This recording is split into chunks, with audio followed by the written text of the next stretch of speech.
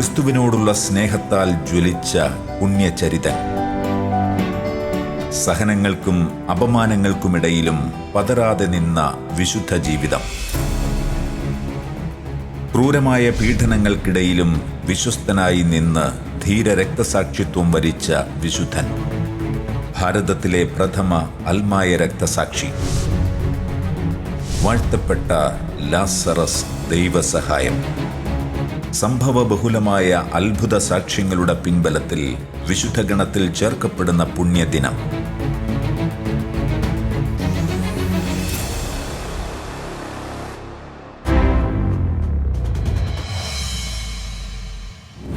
പ്രിയപ്പെട്ട Shalom T V പ്രേക്ഷകരെ, സഭയുടെ ചരിത്രത്തിലെ ഒരു നിർണായക നിമിഷത്തിലേക്കാണ് നമ്മൾ പ്രവേശിക്കാൻ പോകുന്നത്.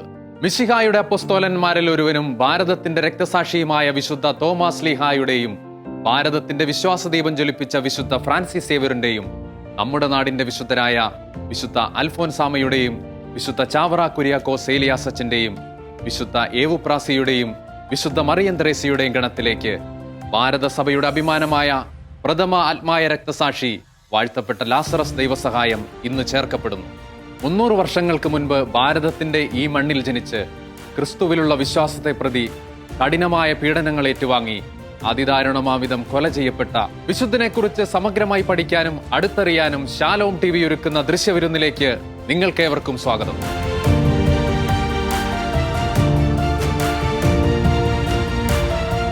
ദൈവാനുഗ്രഹത്തിന്റെ സമ്മാനങ്ങൾ വർഷിക്കപ്പെടുന്ന ഈ പുണ്യനിമിഷങ്ങളെ സ്വന്തമാക്കാൻ ആകാംക്ഷയോടെ ഭക്തിപൂർവം നമുക്ക് ശാലോം ടി വിയോടൊപ്പമായിരിക്കാം.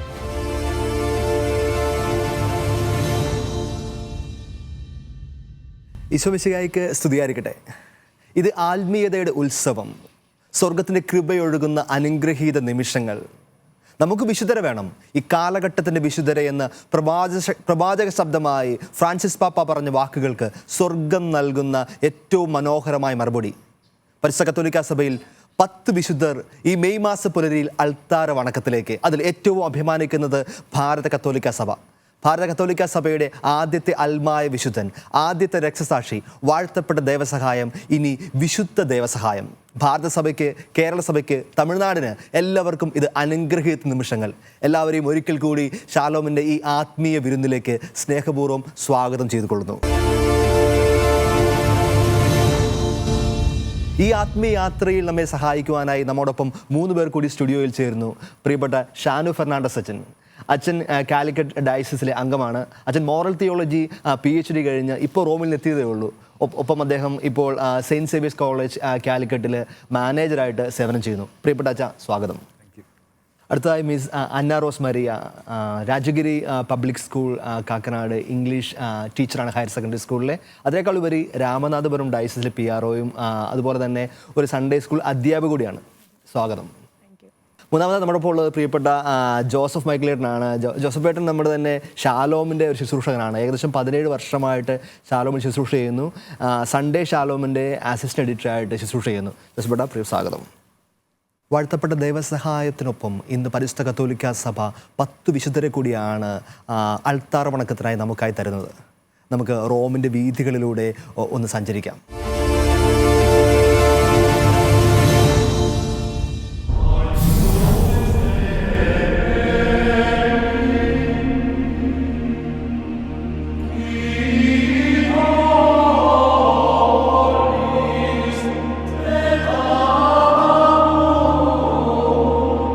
ഇവിടെ വെച്ചാണ് ഇന്ന് ഫ്രാൻസിസ് മാർപ്പാപ്പ ഈ വത്തിക്കാനിലെ സെയിൻറ്റ് പീറ്റേഴ്സ് സ്ക്വയറിൽ വെച്ചാണ് ഈ 10 പേരെ അൾത്താര വണക്കത്തിനായി നമുക്കായി തരുന്നത്. ടൈറ്റസ് ബ്രാസ്മ, അനുഗ്രഹീതനായ ഒരു കാർമലൈറ്റ് ഡച്ച് വൈദികൻ. 2ാം ലോക മഹായുദ്ധത്തിന് മുൻപ് തന്നെ നാസി നിയമങ്ങൾക്കെതിരെ ശക്തമായി എഴുതിയ ഒരു കത്തോലിക്ക വൈദികൻ. ഒരു കത്തോലിക്ക പ്രസിദ്ധീകരണത്തിൽ പോലും ഒരു നാസി പ്രൊപ്പഗാന്തയും വരരുതെന്ന് ശക്തമായി ശഠിച്ചവൻ. അതിൻ്റെ പേരിൽ അറസ്റ്റ് ചെയ്യപ്പെട്ട് കുപ്രസിദ്ധമായ ഡഹാവു കോൺസെൻട്രേഷൻ ക്യാമ്പിൽ വെച്ച് പീഡിപ്പിക്കപ്പെട്ടു. അമിതമായ പണി, പട്ടിണി, ദേഹോപദ്രവം. പിന്നീട് ഒന്നിനും ഉപയോഗമില്ല എന്ന അവസ്ഥ വന്നപ്പോൾ മെഡിക്കൽ എക്സ്പെരിമെൻറ്റ്സിന് വേണ്ടി മാത്രം ഉപയോഗിച്ചു. അതിനും കൊള്ളാതെ വന്നപ്പോൾ വിഷം കുത്തിവെച്ച് കൊല്ലപ്പെട്ടു. രണ്ടാമത് മാരി റിവി. മാരി റിവിയെ ഫ്രാൻസുകാരിയാണ്. 1768 ജനനം. യൗവനത്തിൽ ഫ്രഞ്ച് റെവല്യൂഷൻ്റെ കാലഘട്ടത്തിലാണ് അവൾ ഫ്രാൻസിൻ്റെ തെരുവീതിയിലൂടെ നടന്നു നീങ്ങിയത്. ഫ്രാൻസിലെ സഭ തകർക്കപ്പെട്ടപ്പോൾ അവൾ പരസ്യമായ ആരാധനകൾക്കായി പുറത്തേക്കിറങ്ങി. സെമിനാരികളും കോൺവെൻറ്റുകളും ആശ്രമങ്ങളും അടച്ചുപൂട്ടിയപ്പോൾ മാരി അനേകം കോൺവെൻറ്റുകൾ തുടർന്നു. ഏകദേശം 141 കോൺവെൻറ്റുകളും 350 സിസ്റ്റേഴ്സുമായി അവൾ അവളുടെ കോൺഗ്രിഗേഷൻ ഫ്രാൻസിൻ്റെ വീഥികളിൽ വിശ്വാസത്തിൻ്റെ പ്രഘോഷണം നടത്തി. പോപ്പ് ജോൺ പോൾ II അവളെ വിളിച്ചു പ്രോഫറ്റ് ഓഫ് അവർ ടൈം. മൂന്നാമത് കാരോലീന സാന്തോ കനാലെ, മറ്റൊരു ഇറ്റാലിയൻ കന്യാസ്ത്രീ. 1852 ജനനം.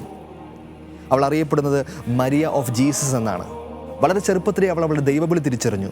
പാവപ്പെട്ടവർ, രോഗികൾ, അനാഥർ അവരായിരുന്നു എപ്പോഴും അവരുടെ ചുറ്റും. എന്നും എല്ലാ ദിവസവും കുട്ടകൾ നിറയെ ഭക്ഷണവുമായി അവൾ തെരുവീതിയിലേക്ക് ഇറങ്ങിയിരുന്നു, തെരുവിൻ്റെ അമ്മയായി. Capuchin Sisters of Immaculate of Lourdes എന്ന ഒരു സന്യാസഭ സ്ഥാപിച്ച് പാവപ്പെട്ടവരെ ശുശ്രൂഷ ചെയ്തു. നാലാമതായി ചാൾസ് ദേ ഫുക്കോത്ത്. 1858 ഫ്രാൻസിൽ ജനനം. 6-ാം വയസ്സിൽ ഒരു ഓർഫനായി തീർന്നു. പിന്നീട് വല്യപ്പനായിരുന്നു അവനെ വളർത്തിയത്. പക്ഷേ അവൻ്റെ വിശ്വാസം ക്ഷയിച്ചുപോയി. പിന്നീട് ഫ്രഞ്ച് ആർമിയിൽ ചേർന്നു. പിന്നീട് വീണ്ടും വിശ്വാസത്തിലേക്ക് ഒരു ട്രാപ്പിസ്റ്റ് മൊണാസ്ട്രിയിൽ ചേർന്ന് ഒരു വൈദികനായി മാറപ്പെട്ടു. 1-ാം ലോക മഹായുദ്ധത്തിന് മുൻപ് തന്നെ ഒരു ആക്രമണത്തിൽ കൊല്ലപ്പെടുകയാണ് ഉണ്ടായത്. ഒത്തിരിയേറെ അൽമായ മുന്നേറ്റത്തിന് സാധ്യതയുണ്ടാക്കിയ ഒരു വിശുദ്ധനായിരുന്നു ഇത്. ഏകദേശം 5ഓളം സന്യാസ സഭകളും അസോസിയേഷൻസും ഇദ്ദേഹം സ്ഥാപിച്ചു. 5-മൻ സെസാർ ദെ ബ്യൂസ്, വീണ്ടും ഒരു ഫ്രാൻസുകാരൻ വിശുദ്ധൻ. 1544 ജനനം, 1607 മരണം.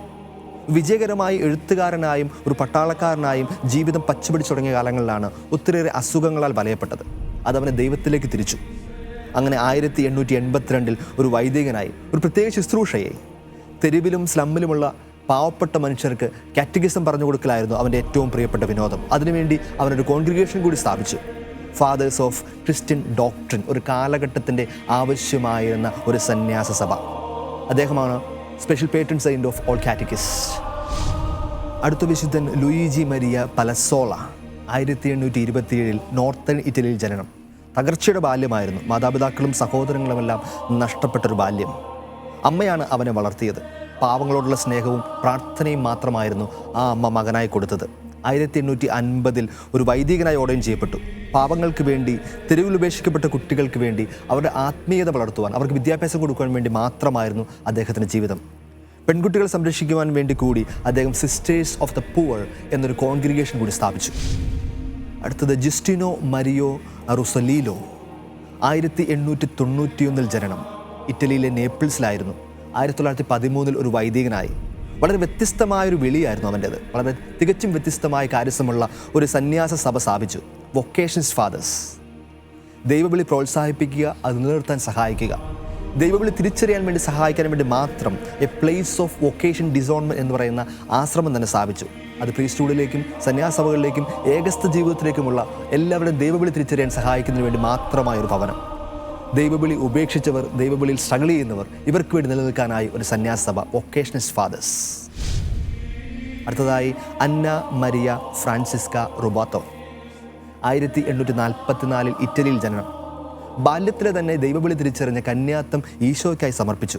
മാതാപിതാക്കളെ നഷ്ടപ്പെട്ടിട്ടും വളരെ കുറഞ്ഞ പ്രായത്തിൽ തന്നെ വിദ്യാഭ്യാസം വളരെ കുറച്ച് മാത്രം കിട്ടിയിട്ടും തൻ്റെ കഴിവുകൾ ഉപയോഗിച്ച് ഇടവകയിലെ കുഞ്ഞുങ്ങളെ കാറ്റഗിസം പഠിപ്പിക്കുകയും പാവങ്ങളെ വിസിറ്റ് ചെയ്യുകയായിരുന്നു അവളുടെ ഏറ്റവും പ്രധാനപ്പെട്ട ജോലി. പിന്നീട് കപ്പൂച്ചിൻ സിസ്റ്റേഴ്സിൽ ചേർന്ന് പാവപ്പെട്ടവരുടെ അമ്മ എന്ന നാമം അവൾ നേടിയെടുത്തു. 1904 മരണം. അടുത്തത് മരിയ ഡൊമിനിക്ക മന്തോവാനി, മറ്റൊരു ഇറ്റലിക്കാരി. 1862 ജനനം. ജീവിതത്തിൽ 2 ലക്ഷ്യങ്ങൾ മാത്രം: ദൈവത്തെ സ്നേഹിക്കുക, പാവങ്ങളെ സഹായിക്കുക. വളരെ ചെറുപ്പത്തിൽ തന്നെ ഇടവകയിൽ വളരെ ആക്റ്റീവായിരുന്നു. കാറ്റഗിസം ക്ലാസ്സുകളും രോഗി സന്ദർശനവുമായിരുന്നു അവളുടെ പ്രിയപ്പെട്ട വിനോദം. അവൾ പിന്നീട് little sisters of the holy family എന്നൊരു കോൺഗ്രിഗേഷൻ സ്ഥാപിച്ചു. ഇടവക സമൂഹങ്ങളെ വിശ്വാസത്തിൽ ആഴപ്പെടുത്തുക എന്നുള്ളതായിരുന്നു അവരുടെ കാരിസം. 1934 മരണം. ഇനി നമ്മുടെ പ്രിയപ്പെട്ട വിശുദ്ധൻ ലാസർ ദേവസഹായം. ക്രിസ്തുവിൻ്റെ സ്നേഹത്തിന് ആരെന്നെ വേർപെടുത്തും? നഗ്നതയോ ആപത്തോ പട്ടിണിയോ വാളോ എന്ന് പറഞ്ഞ പൗലോസ്ലീഹായുടെ അതേ തീഷ്ണതയോടെ എനിക്ക് ജീവിതം ക്രിസ്തുവും മരണം നേട്ടവുമാണെന്ന് പ്രഘോഷിച്ചുകൊണ്ട് യേശുവിനോടുള്ള സ്നേഹത്തെ പ്രതി, വിശ്വാസത്തെ പ്രതി ജീവൻ ത്യാഗം ചെയ്ത ദേവസഹായം, ഇനി വാഴ്ത്തപ്പെട്ട ദേവസഹായം, ഇനി വിശുദ്ധ ദേവസഹായം. നമ്മുടെ പ്രിയപ്പെട്ട ദേവസഹായത്തിൻ്റെ ജീവിതത്തിൻ്റെ ചില അനുഗ്രഹിത നിമിഷങ്ങളിലൂടെ നമുക്കൊരു നിമിഷം കടന്നു പോകാം. 18-ാം നൂറ്റാണ്ടിൽ തിരുവിതാംകൂർ നാട്ടുരാജ്യത്തിന്റെ സൈന്യാധിപനായിരുന്ന ഡിലനായിയുടെ ആത്മസുഹൃത്ത്, വാഴ്ത്തപ്പെട്ട ലാസറസ് ദൈവസഹായം, കൈകാലുകളിൽ ചങ്ങലയണിയിച്ച് എരുമപ്പുറത്ത് കയറ്റി ചെണ്ടകൊട്ടി അനേക ദിവസങ്ങൾ തെരുവീതികളിൽ പരിഹാസ പ്രദക്ഷിണം നടത്തി അപമാനിച്ചിട്ടും വിശ്വാസം കാത്തുസൂക്ഷിച്ച ധീരവിശ്വാസി.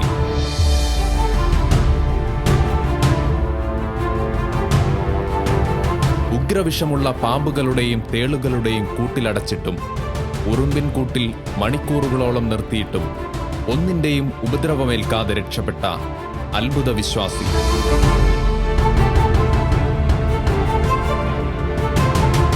മുന്നൂറ് വർഷങ്ങൾക്ക് മുൻപ് ക്രൈസ്തവ വിശ്വാസത്തെ പ്രതി പീഡനങ്ങളേറെ സഹിച്ച് അതിദാരുണമാം വിധം കന്യാകുമാരി ജില്ലയിലെ കാറ്റാടിമലയിൽ വെടിവെച്ച് കൊല്ലപ്പെട്ട ഭാരതത്തിലെ പുണ്യപുരുഷൻ, വാഴ്ത്തപ്പെട്ട ലാസറസ് ദൈവസഹായം.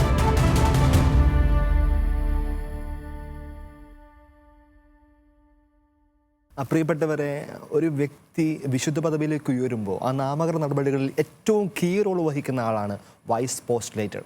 ഇപ്പോൾ നമ്മോടൊപ്പം വാഴ്ത്തപ്പെട്ട ദേവസഹായത്തിൻ്റെ വൈസ് പോസ്റ്റ്ലേറ്ററായി സേവനം ചെയ്യുന്ന ഫാദർ ജോൺ കുളന്തൈ, കോട്ടാർ രൂപതക്കാരനായ ഫാദർ ജോൺ കുളന്തൈ നമ്മോടൊപ്പം ചേരുന്നു. നമുക്ക് ഒരു നിമിഷം ജോണച്ചനെ ശ്രമിക്കാം.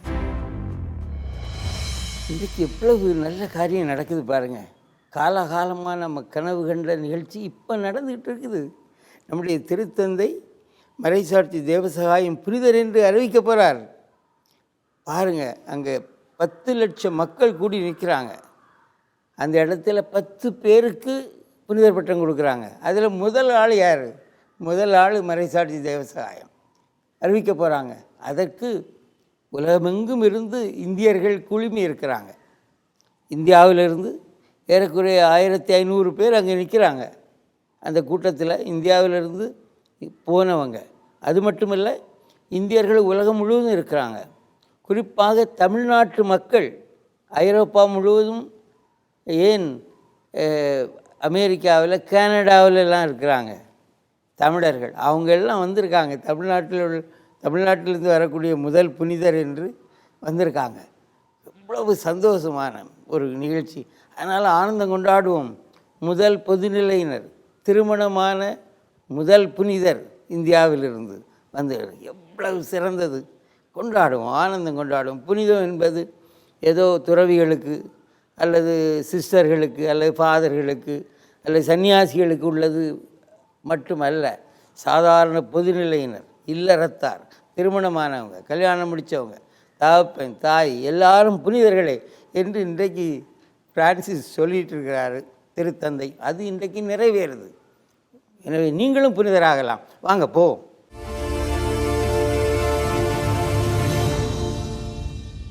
പ്രിയപ്പെട്ട ജോണച്ചൻ്റെ ഈ വാക്കുകളിൽ തന്നെ എത്രയേറെ ശക്തിയാണുള്ളത്. അദ്ദേഹം എത്രയോ എക്സൈറ്റ്മെൻറ്റോടെയാണ് അദ്ദേഹം പ്രകടിപ്പിക്കുന്നത്. ഇന്ന് നമ്മുടെ വാഴ്ത്തപ്പെട്ട ദേവസഹായം വിശുദ്ധനാവുന്നു. പ്രത്യേകിച്ച് തമിഴ്നാട്ടിലെ മക്കൾ, ലോകമെമ്പാടുമുള്ളവർ ഏകദേശം 1500ഓളം പേർ ഇന്ന് വത്തിക്കാനിലെ സെയിൻറ്റ് പീറ്റേഴ്സ് സ്ക്വയറിൽ ഒരുമിച്ച് കൂടുന്നു. അദ്ദേഹം നമ്മളെയൊക്കെ വെല്ലുവിളിക്കുകയാണ്, നിങ്ങൾക്കൊക്കെ വിശുദ്ധരാവാം. ഫ്രാൻസിസ് പാപ്പ പറഞ്ഞതുപോലെ അൽമായയുടെ യുഗമാണെന്നൊക്കെ പറഞ്ഞു. അതുകൊണ്ട് തന്നെ നമ്മൾ ഇന്നത്തെ ഡിസ്കഷൻ സ്റ്റാർട്ട് ചെയ്ത് നമ്മുടെ പ്രിയപ്പെട്ട അൽമായ നമ്മുടെ കൂടെയുള്ള അന്ന റോസ് മരിയിൽ നിന്നാണ്. ബൈ ബർത്ത് തമിഴ്നാട്ടിൽ ജനിച്ചു വളർന്ന അന്ന റോസ് രാമനാഥപുരം രൂപതക്കാരി. പ്രത്യേകിച്ച് ഈ ഒരു തമിഴ്നാട്ടിലുള്ള ആദ്യത്തെ വിശുദ്ധനുണ്ടാകുമ്പോൾ സകല എക്സൈറ്റ്മെൻറ്റും കാണുമല്ലോ ഉറപ്പായിട്ടും. അതോടൊപ്പം തന്നെ ഞങ്ങൾക്ക് വേണ്ടി ആ ഒരു കാലഘട്ടം, ഏകദേശം 300 വർഷം മുമ്പുള്ള നമ്മുടെ പ്രിയപ്പെട്ട ദേവസഹായം ജനിച്ചു വളർന്ന കാലഘട്ടം, ബാല്യം, അതിനെപ്പറ്റിയൊക്കെ ഒന്ന് പറഞ്ഞു തരാമോ? തീർച്ചയായും. തമിഴ്നാട്ടിൽ ജനിച്ചു വളർന്നു എന്ന് പറയുന്നതിൽ I think at this point I am really proud. വളരെ അഭിമാനമുണ്ട്. ബിക്കോസ് ലാറ്റിൻ സഭയിലുള്ള ഈ വാഴ്ത്തപ്പെട്ട ദേവസഹായം പിള്ളേനെ ഒരു കാലത്ത് ഞാൻ എൻ്റെ കാറ്റഗിസം ബുക്കിൽ മാത്രം വായിച്ചിരുന്ന ഒരു you know it was A personality അന്ന്. ബട്ട് ഇന്നിപ്പം ആഫ്റ്റർ 10 years ഞാൻ എൻ്റെ കാറ്റഗിസം ബുക്കിൽ വായിച്ചിരുന്ന ഒരാളെ വന്നിട്ട് സെയിൻറ്റ് ആയിട്ട് കാണാൻ ആയിട്ടുള്ളൊരു ഭാഗ്യം ഉണ്ടാകുക എന്ന് പറയുന്നത് തന്നെ ഇറ്റ്സ് ട്രൂ.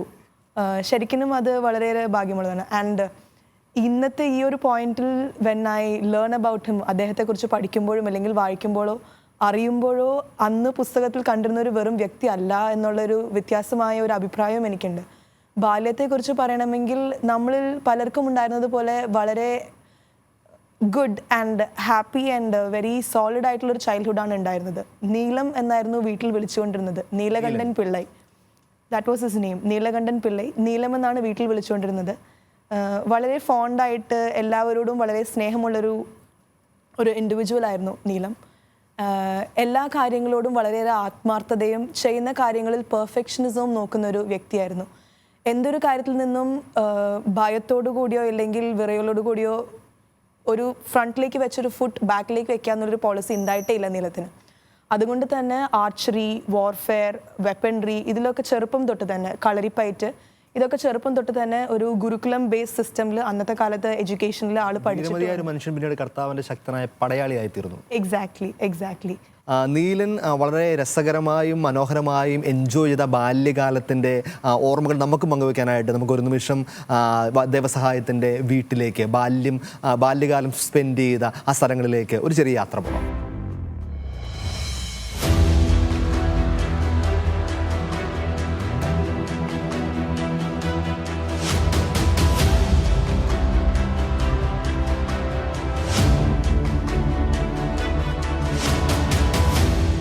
ഇത് കന്യാകുമാരി ജില്ലയിലെ നട്ടാലം എന്ന ദേശത്തെ പ്രശസ്തമായ മരുതുംകുളങ്ങര തറവാട്.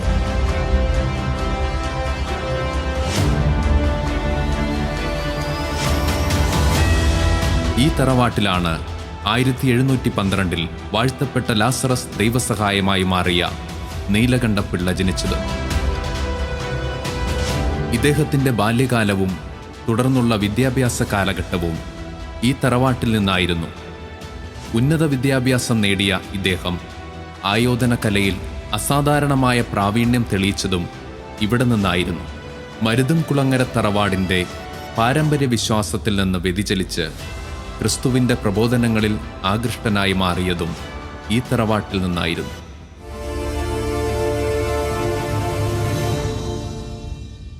പ്രിയപ്പെട്ടവരെ, മരുതുംകുളങ്ങര എന്നൊരു തറവാടും നട്ടാലം എന്നൊരു നാടും ഇനി പരിശുദ്ധ കത്തോലിക്ക സഭയുടെ ഭൂപടത്തിൽ അടയാളപ്പെടുത്തുന്നു. ഇത് വലിയൊരു വെല്ലുവിളിയും നമുക്കൊരു പ്രചോദനവും കൂടിയാണ്. കാരണം നമ്മുടെ നാടും നമ്മുടെ വീടുമെല്ലാം നാളെ ഒരു ദിവസം വിശുദ്ധിയുടെ പുസ്തകത്തിൽ എഴുതപ്പെടേണ്ടതാണ്. കാരണം നമ്മുടെ എല്ലാവരുടെയും വിളി വിശുദ്ധിയിലേക്കാണെന്ന് ഈ വാഴ്ത്തപ്പെട്ട ദേവസഹായം നമ്മൾ ഓർമ്മിപ്പിക്കുന്നു. അതുകൊണ്ട് സ്വല്പം കൂടി കെയർഫുള്ളായിട്ട് ജീവിക്കാനുള്ള ഒരു ഓർമ്മപ്പെടുത്തലാണ് ഈ വിശുദ്ധിയുടെ ഈ ശാലോമിനൊപ്പമുള്ള ഈ ആത്മീയ യാത്ര.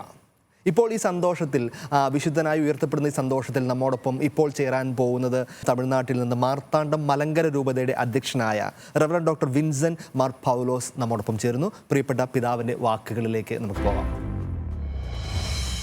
മെയ് മാസം 15-ാം തീയതി, അതായത് ഇന്ന്, ഭാരതസഭയ്ക്കും തമിഴ്നാട് ജനതയ്ക്കും കന്യാകുമാരി ഡിസ്ട്രിക്റ്റിലെ ദൈവമക്കൾക്കും സന്തോഷത്തിൻ്റെ ഒരു സുദിനമാണ്. സഭയുടെയും സമൂഹത്തിൻ്റെയും അടിസ്ഥാനം എന്ന് പറയുന്നത് ഒരു കുടുംബമാണ്. നമ്മളെല്ലാവരും വിശുദ്ധിയിലേക്ക് വിളിക്കപ്പെട്ടവരാണ്, വിശുദ്ധരായി തീരുവാൻ വിളിക്കപ്പെട്ടവരാണ്. സഭ ചില വെല്ലുവിളികൾ അഭിമുഖീകരിക്കുമ്പോൾ പരിശുദ്ധാത്മാവ് ചില വിശുദ്ധരെ നമുക്ക് നൽകുന്നു. അവരെ കണ്ടുപഠിക്കാനും അവരുടെ ജീവിതത്തിൽ നിന്ന് ചില പാഠങ്ങൾ പഠിക്കുവാനും നമുക്ക് നൽകുന്നു. ഇതാണ് സഭയുടെ ചരിത്രം വ്യക്തമാക്കുന്നത്. ഇന്ന് ഏറ്റവും കൂടുതൽ അഫക്റ്റഡ് ആയിരിക്കുന്നത് കുടുംബം എന്ന സംവിധാനമാണ്. ക്രൈസ്തവ കുടുംബങ്ങൾ പരാജയപ്പെടുമ്പോൾ സഭയുടെ അടിസ്ഥാനമാണ് ഇളകുന്നത്. ഫ്രാൻസിസ് മാർപ്പാപ്പ തൻ്റെ സ്നേഹത്തിലെ ആനന്ദം എന്ന് പറയുന്ന ചാക്രിക ലേഖനത്തിൽ കുടുംബത്തിലെ സന്തോഷമാണ് സഭയുടെ സന്തോഷം എന്ന് പറഞ്ഞ് നമ്മെ പഠിപ്പിക്കുന്നുണ്ട്.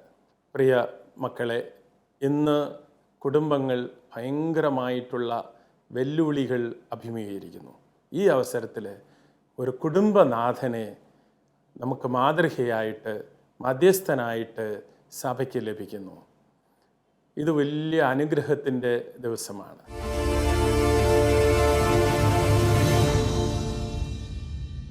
പ്രിയപ്പെട്ട പിതാവേ, അങ്ങയുടെ ഏറ്റവും മനോഹരമായ അനുഗ്രഹീതമായ വാക്കുകൾക്ക് നന്ദി. കാരണം ഇത് കേട്ടുകൊണ്ടിരിക്കുന്ന എല്ലാവരുടെയും ഹൃദയത്തിൽ ഇടുത്തി പോലെ പെയ്യേണ്ട വാക്കുകളാണ്. കുടുംബങ്ങൾ ഇന്ന് വെല്ലുവിളികൾ നേരിടുന്നു. അവിടെ നിന്ന് വേണം വിശുദ്ധരുണ്ടാവാൻ. അതായിരിക്കണം ക്രൈസ്തവപരമായ മറുപടി. ഇതാ ദേവസഹായത്തിലൂടെ കുടുംബത്തിൽ നിന്നൊരു വിശുദ്ധൻ, സാധാരണ സന്യാസ സഭകളിൽ നിന്നും അച്ഛന്മാരിൽ നിന്നൊക്കെ ഒത്തിരി വിശുദ്ധരുള്ള സഭയാണത്. പക്ഷേ ഇവിടെ ഇതാ ഒരു അൽമായൻ വിശുദ്ധനാവുന്നു, ഒരു ഭർത്താവ് വിശുദ്ധനാവുന്നു, ഒരു കുടുംബസ്ഥൻ വിശുദ്ധനാവുന്നു. അതുകൊണ്ട് തന്നെ നമ്മുടെ കൂടെയുള്ള കുടുംബസ്ഥനിലൂടെ അടുത്ത ചോദ്യത്തിലേക്ക് പോകാം. പ്രിയപ്പെട്ട ജോസഫേട്ട, ഇവിടെ ഒരു അപ്പൻ, ഒരു ഭർത്താവ്, ഒരു കുടുംബസ്ഥൻ, ഒരു ജോലിക്കാരൻ വിശുദ്ധനാവുകയാണ്. ആ കുടുംബം മുഴുവൻ വിശുദ്ധിയിലേക്ക് ഉയരുകയാണ്. എങ്ങനെയാണ് ഈ ഒരു കാലഘട്ടത്തിൽ പ്രത്യേകിച്ച് അപ്പന്മാരുടെ റോള് വിശുദ്ധിയിലേക്ക് കുടുംബത്തെ ഉയർത്താനുള്ള കാര്യത്തിൽ?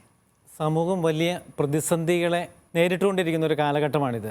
ആ കാലഘട്ടത്തിൽ നമ്മൾ അതിനുള്ള ഉത്തരം തേടി പോകുമ്പോൾ യഥാർത്ഥ പ്രശ്നത്തിൽ നിന്നും പലപ്പോഴും വഴിമാറിക്കൊണ്ടിരിക്കുകയാണ്. യഥാർത്ഥത്തിൽ നമ്മൾ കുടുംബങ്ങളെ തന്നെയാണ് നമ്മൾ ഈ പ്രശ്നങ്ങൾക്കുള്ള ഉത്തരം കണ്ടെത്തേണ്ടത്. സ്വർഗം ഈ കാലഘട്ടത്തോട് സംസാരിക്കുന്ന ഒരു മാർഗം കൂടിയാണിത്.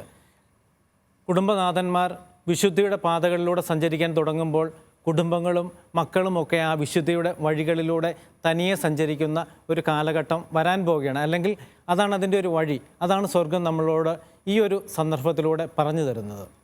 ഞങ്ങൾ കേട്ടുകൊണ്ടിരിക്കുന്ന എല്ലാ അപ്പന്മാർക്കുമുള്ള ഒരു ഉണർത്തുപാട്ട് കൂടിയാണിത്. നമുക്ക് സാധാരണ അമ്മമാരാണ് സഭയിൽ അധികം വിശുദ്ധർ, പെണ്ണുങ്ങളാണ് സഭയിൽ അധികം വിശുദ്ധർ. പ്രത്യേകിച്ച് ഇവിടെ ഇന്ന് ദേവസഹായം വിശുദ്ധനാകുമ്പോൾ എല്ലാ അപ്പന്മാർക്കുമുള്ള വലിയൊരു ഓർമ്മപ്പെടുത്തലും ഉണർത്തുപാട്ടും കൂടിയാണ്. നമുക്കിനി മറ്റൊരു വീഡിയോയിലേക്ക് പോകാം. ഈ വീഡിയോ പ്രിയപ്പെട്ട ദേവസഹായത്തിൻ്റെ മാനസാന്തരത്തിലേക്ക് നയിക്കുന്ന, വിശ്വാസത്തിലേക്ക് നയിക്കുന്ന ഡീനോലിയുമായി ബന്ധപ്പെട്ട വീഡിയോയാണ്. നമുക്കൊരു നിമിഷം ആ വീഡിയോയിലേക്ക് പോയി ആ മനോഹരമായ കാഴ്ചകൾ, വിശുദ്ധമായ കാഴ്ചകൾ കാണാം.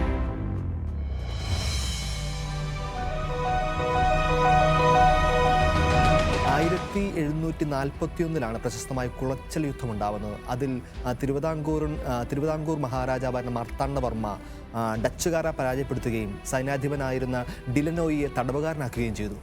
പക്ഷേ ഡിലനോയുടെ കഴിവും പ്രാഗൽഭ്യവും മനസ്സിലാക്കിയ അദ്ദേഹത്തെ യുദ്ധ തടവുകാരനാക്കി നിർത്താതെ സൈന്യാധിപനായി നിയോഗിച്ചു. അദ്ദേഹത്തിന് വേണ്ടി വലിയൊരു കൊട്ടാരവും ആ കൊട്ടാരത്തിനുള്ളിൽ തന്നെ മനോഹരമായൊരു ദേവാലയവും രാജാവ് തന്നെ പണിതു കൊടുത്തു.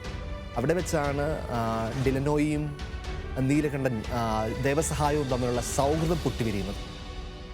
ഒത്തിരി അനുഗ്രഹീതമായ സൗഹൃദങ്ങൾ പങ്കുവെച്ച മനോഹരമായ സ്ഥലമാണ് നമ്മളിപ്പോൾ കണ്ടുകൊണ്ടിരിക്കുന്നത്. പ്രിയപ്പെട്ടവരെ, ലോകചരിത്രത്തിൽ തന്നെ കേട്ടുകേൾവിയില്ലാത്ത ഒരു കഥയാണ് നമ്മൾ കേട്ടത്. മറ്റൊരു രാജ്യത്തിൽ നിന്ന് വിദേശികൾ യുദ്ധത്തിനായി ഇവിടെ വരുന്നു. അവരെ തോൽപ്പിച്ച ശേഷം യുദ്ധതടവുകാരായി പിടിക്കപ്പെട്ട സൈന്യാധിപനെ തന്നെ തൻ്റെ തന്നെ രാജ്യത്തിന് സൈന്യാധിപനായി രാജാവ് നിയോഗിക്കുന്നു. ആ സൈന്യാധിപൻ ദൈവത്തിൻ്റെ പ്രവാചകനായി മാറുന്നു. ആ സൈന്യാധിപനിലൂടെ ഈ നാട്ടുരാജ്യത്ത് കർത്താവിൻ്റെ സുവിശേഷം പ്രഘോഷിക്കപ്പെടുന്നു.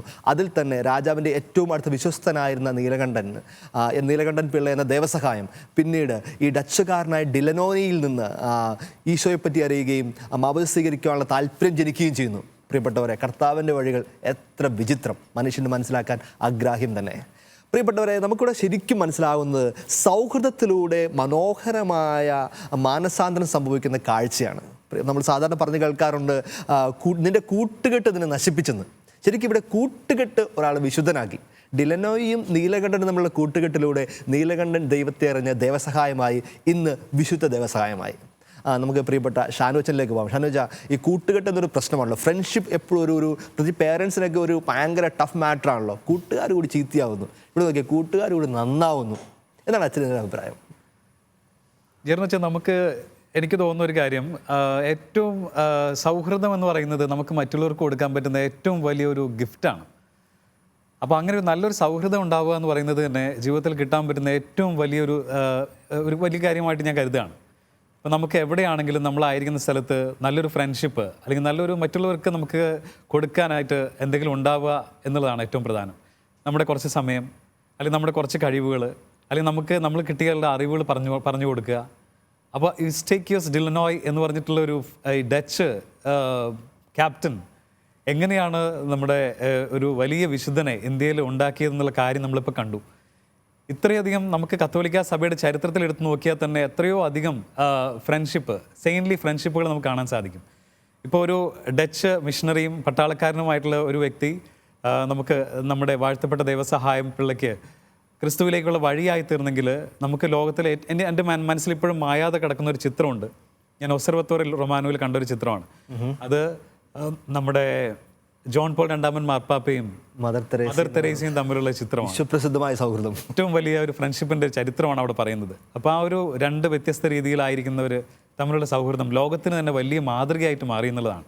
നമുക്ക് സഭാ ചരിത്രത്തിൽ തന്നെ നമുക്ക് ഏറ്റവും അധികം, പ്രത്യേകിച്ച് ഭാരത ചരിത്രത്തിൽ, ഭാരത കത്തോലിക്ക ചരിത്രത്തിൽ തന്നെ ഏറ്റവും അധികം വലിയ നാഴികക്കല്ലായിരുന്നു നമ്മൾ ഫ്രാൻസിസ് സേവിയറിൻ്റെ വരവ്. നമുക്കറിയാം അവർ തമ്മിൽ ഫ്രണ്ട്ഷിപ്പിൻ്റെ ഭാഗമായിട്ടാണ് ഫ്രാൻസിസ് സേവിയറിന് ഇന്ത്യയിലേക്ക് വരാൻ കാരണം. ഇഗ്നേഷ്യസ് ഓഫ് ലയോള എന്ന് പറഞ്ഞിട്ടുള്ള ജെസ്യൂട്ട് സഭാ സ്ഥാപകൻ്റെ ഒരു ചെറിയ വാക്ക് കേട്ടിട്ടാണ് ഫ്രാൻസിസ് സേവിയർ വലിയൊരു ഉദ്യമത്തിന് ഇറങ്ങി തിരിച്ചത്. ഇന്ന് നമുക്ക് ഈ ഒരു വിശുദ്ധൻ്റെ ഈ ഒരു നാമകരണം, പ്രത്യേകിച്ച് കാനോനൈസേഷൻ പ്രോസസ്സിൻ്റെ സമയത്ത് ഏറ്റവും അധികം നമ്മൾ ഓർക്കുന്നത് നല്ല സൗഹൃദങ്ങളാണ് നമ്മളെ ദൈവത്തിലേക്ക് അടുപ്പിക്കുന്നത്. പ്രിയപ്പെട്ടവരെ, ഇത് പറഞ്ഞുകൊണ്ടിരിക്കുമ്പോൾ തന്നെ ഈ വിശുദ്ധൻ നമ്മളെ പ്രേരിപ്പിക്കുന്നുള്ളൂ. നല്ല സൗഹൃദങ്ങൾ ഉണ്ടാക്കി അനേക ആത്മാക്കളെ സ്വർഗത്തിൽ നിറയ്ക്കാനുള്ള ഉത്തരവാദിത്വം ഓരോ ക്രൈസ്തവനും ഓരോ മാമോദിസ സ്വീകരിച്ച വ്യക്തിക്കുമുണ്ടെന്ന വലിയ ഓർമ്മപ്പെടുത്തലാണ് വാഴ്ത്തപ്പെട്ട ദേവസഹായം, ഇന്ന് വിശുദ്ധനാകുന്ന ദേവസഹായം നമുക്കായി പങ്കുവെക്കുന്നത്.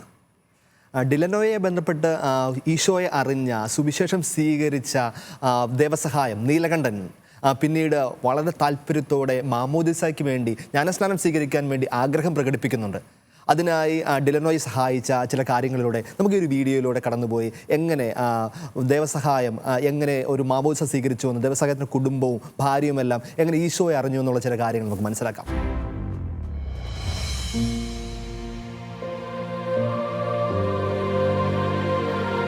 നീലകണ്ഠപിള്ള എന്ന ദേവസഹായം പിള്ളയുടെ ജന്മദേശമായ പത്മനാഭപുരത്തിൽ നിന്ന് ഏകദേശം 33 കിലോമീറ്ററുകൾ മാറി വടക്കംകുളത്തെ തിരുക്കുടുംബ ദേവാലയത്തിൽ വെച്ചാണ് ദേവസഹായ പിള്ള ജ്ഞാനസ്നാനം സ്വീകരിച്ചത്.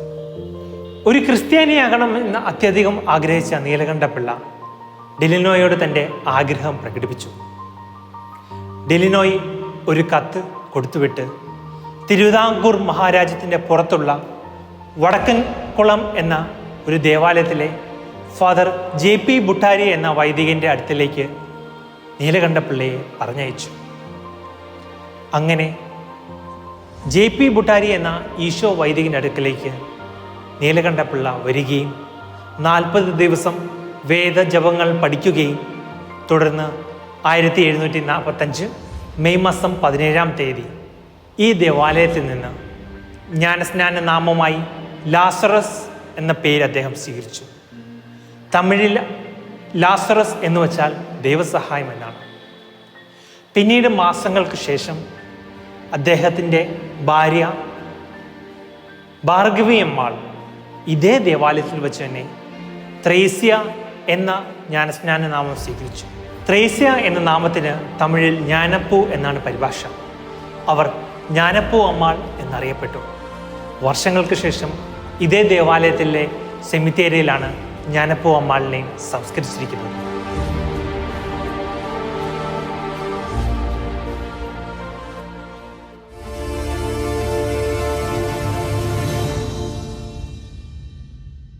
നമ്മുടെ ശാലോമിൻ്റെ ശുശ്രൂഷനായ പ്രിയപ്പെട്ട അലക്സാണ് നമുക്ക് വേണ്ടി ഈ ദേവാലയത്തിൽ നിന്നുള്ള കാര്യങ്ങൾ വിശദീകരിച്ചതെന്ന്. Alex, thank you. നമുക്ക് വീണ്ടും അലക്സിലേക്ക് പിന്നീട് പോകാം. ഈ മനോഹരമായ കാര്യം, ജ്ഞാനപ്പൂ, അദ്ദേഹത്തിൻ്റെ ഭാര്യ തെരേസ എന്ന ജ്ഞാനപ്പൂ എന്ന പേര് സ്വീകരിച്ചുകൊണ്ട് മാമോദിസ സ്വീകരിച്ചു. എനിക്ക് തോന്നുന്നു ഒരുപക്ഷെ ദേവസഹായം മാത്രം, നീലകണ്ഠൻ മാറി ദേവസഹായം മാത്രമായിരുന്നുവെങ്കിൽ ഒരുപക്ഷെ അദ്ദേഹത്തിൻ്റെ വിശ്വാസ ജീവിതം അത്ര സ്മൂത്ത് ആകുമായിരുന്നില്ല. ഒരുപക്ഷെ സ്ട്രഗിൾസ് ഒക്കെ വന്നപ്പോൾ അദ്ദേഹത്തിന് ഏറ്റവും താങ്ങായി അദ്ദേഹത്തിൻ്റെ ഭാര്യയാണ് ചരിത്രകാരന്മാർ പറഞ്ഞു വെക്കുന്നുണ്ട്. നമുക്ക് ചോദ്യം വീണ്ടും ജോസഫേട്ടനിലേക്ക് പോകാം, ഒരു കുടുംബസ്ഥനിലേക്ക് പോകാം. ശരിക്കും കുടുംബത്തിന്, വിവാഹ ജീവിതത്തിന് ഒരു കോംപ്ലിമെൻ്ററി നേച്ചർ ഉണ്ടല്ലോ. ഭാര്യയും ഭർത്താവും പരസ്പര പൂർവ്വങ്ങളായി നിന്നുകൊണ്ട് പരസ്പരം ശക്തിപ്പെടുത്തുമ്പോഴാണ് വിശ്വാസ ജീവിതം കൂടുതൽ പ്രഘോഷിക്കപ്പെടുന്നത്. കാരണം ഓരോ ക്രൈസ്തവ ജീവിതവും ഓരോ കുടുംബ ജീവിതവും പ്രഘോഷണമാണല്ലോ. തീർച്ചയായിട്ടും. അതായത് ഈ ജ്ഞാനപ്പൂ എന്ന ഒരു ഭാര്യ ഉണ്ടായിരുന്നില്ലെങ്കിൽ ഒരു പക്ഷേ ദൈവസഹായം എന്നൊരു വിശുദ്ധനെക്കുറിച്ച് നമ്മൾ ഒരുപക്ഷെ ഇപ്പോൾ കേൾക്കുമായിരുന്നില്ല.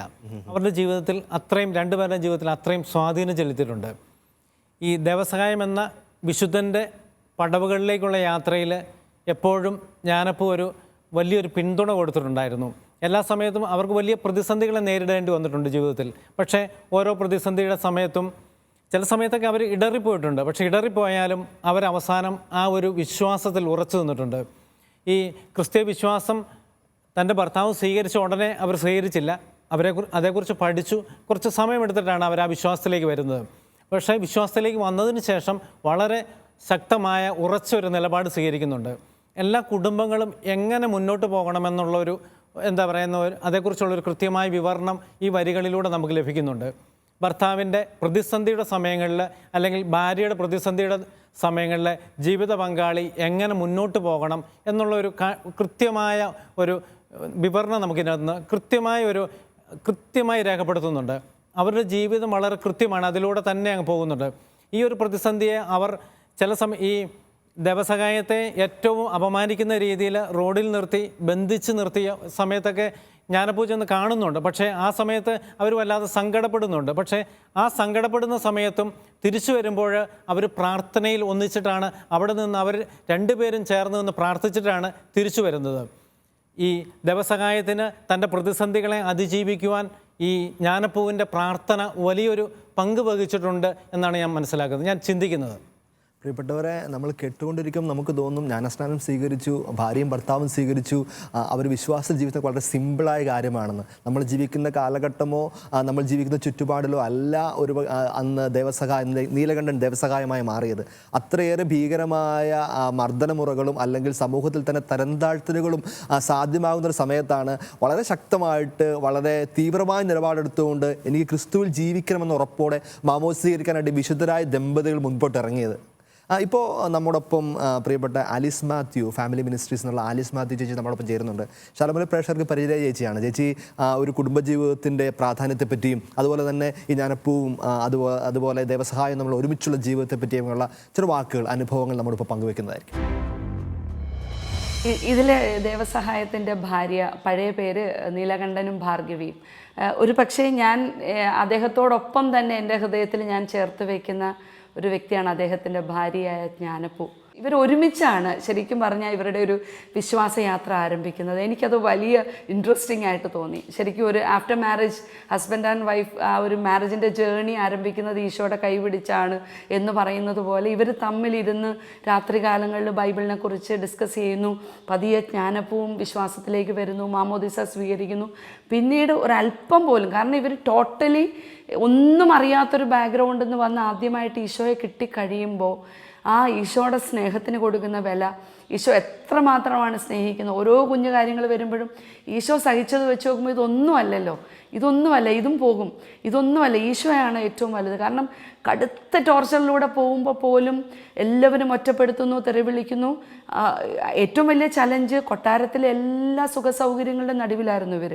പ്രത്യേകം കൊട്ടാരത്തിനടുത്ത് തന്നെ ഒരു വലിയ വീട്, അവിടെ പരിചാരകരുണ്ട്, എല്ലാ സൗകര്യങ്ങളും ഇട്ടെറിഞ്ഞ് കൊട്ടാരത്തിന് പുറത്തൊരു ചെറിയ വീട്ടിൽ ഇവർ ദാരിദ്ര്യത്തിലേക്ക് മാറുകയാണ്. അവിടെ ദേവസഹായം എന്ന് പറയുന്നൊരു വ്യക്തിക്ക് അങ്ങനെ ഒരു ലാളിത്യത്തിലേക്ക് പോകണമെങ്കിൽ ജ്ഞാനപ്പൂ എന്ന് പറയുന്ന ഒരു സ്ത്രീയുടെ ഒരു സപ്പോർട്ടെന്ന് പറഞ്ഞാൽ അത് വലിയ കാര്യമാണ്. അപ്പോൾ ഇവരുടെ ജീവിതം ഒരു ഫാമിലി മിഷൻ്റെ ഒരു ഇമ്പോർട്ടൻസും അതിന് നമ്മൾ കൊടുക്കേണ്ട വിലയും ഉറപ്പായിട്ടും പകർന്നു തരുന്നുണ്ട്. എനിക്ക് തോന്നുന്നു കേരളത്തിലെ എന്നല്ല ലോകത്തിലെ എല്ലാ ഫാമിലീസിനും വലിയൊരു എക്സാമ്പിളാണ് ദേവസഹായവും ജ്ഞാനപ്പൂവും. തീർച്ചയായിട്ടും അവരുടെ കൂട്ട് നമുക്ക് കിട്ടും.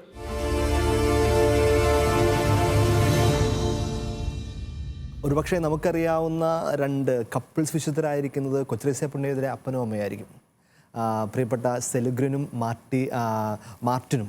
ഒരുപക്ഷെ എനിക്ക് തോന്നുന്നു വരും കാലങ്ങളിൽ ദേവസഹായത്തിനൊപ്പം ഈ പേര് കൂടി വിശുദ്ധരുടെ ഗണത്തിലേക്ക് ഉയർത്തപ്പെടും, വിശുദ്ധ ജ്ഞാനപ്പൂ. പ്രിയപ്പെട്ടവരെ, ഇതെല്ലാവരുടെയും വിളിയാണ്. പരിശുദ്ധ കത്തോലിക്ക സഭയിൽ വിവാഹമെന്ന ബന്ധത്തിലൂടെ ഈശോമിശിഹായിൽ ആശീർവദിക്കപ്പെട്ട് ഉയർത്തപ്പെട്ട എല്ലാ ദമ്പതികളുടെയും വിളിയാണ് വിശുദ്ധരാവുക, വിശുദ്ധരായ മക്കളെ ജനിപ്പിക്കുക, വിശുദ്ധരായ കുടുംബങ്ങളായി തീരുക. പീഠത്തിൽ ഉയർത്തിവെച്ച ദീപങ്ങൾ പോലെ ജ്വലിക്കേണ്ടവരാണ് ഓരോ ഇടവകയിലും ഓരോ കുടുംബങ്ങളും എന്ന് ഇന്ന് ജ്ഞാനപ്പൂവും നീലകണ്ഠൻ എന്ന് അറിയപ്പെട്ടിരുന്ന ദേവസഹായവും നമ്മളെ ഓർമ്മിപ്പിക്കുന്നുണ്ട്.